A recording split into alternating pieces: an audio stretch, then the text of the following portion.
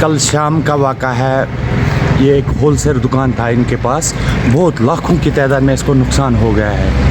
अभी डिपार्टमेंट कार्रवाई कर रहे हैं। कल शाम भी फायर सर्विस वक्त पर पहुंची, पुलिस डिपार्टमेंट पहुंचा वक्त पर, मगर हमें जो यहाँ पर ये एडजेंसी एरिया है, अंदरवन है, यारमुकाम है, हारीपुरा है, बहुत हमें जो ये फायर सर्विस है बहुत इनका लंबा सफ़र करना पड़ता है। फिर यहाँ पर पहुँचते पहुँचते उनको टाइम लगता है। हम नहीं कह सकते हैं वो डिले करते हैं जानबूझकर, मगर हमारी गवर्नमेंट से डिमांड थी कि यहाँ पर एक फायर सर्विस स्टेशन होना चाहिए।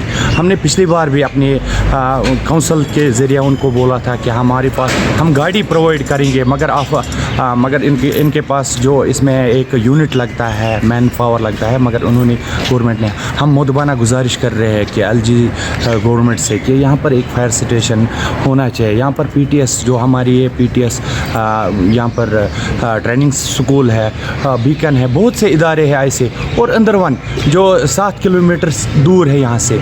जब यहाँ तक लेट फायर सर्विस पहुँचती है तो अंदरवन अगर किसी टाइम या यारमुकाम में किसी टाइम आग की वारदात हो जाएगी तो आपको पूरी बस्ती ही उजड़ जाएगी उस टाइम, जब तक वहाँ पर फायर सर्विस पहुँचती थी। मेरी मुदबाना गुजारिश है इस वक्त एलजी साहब तक कि ये बात पहुँचाना चाहता हूँ कि यहाँ पर एक फायर सर्विस स्टेशन होना चाहिए। और ये जो सानिया वाक़ा, ये जो वाक़ा पेश आया यहाँ पर, बहुत नुकसान हो गया है इसका।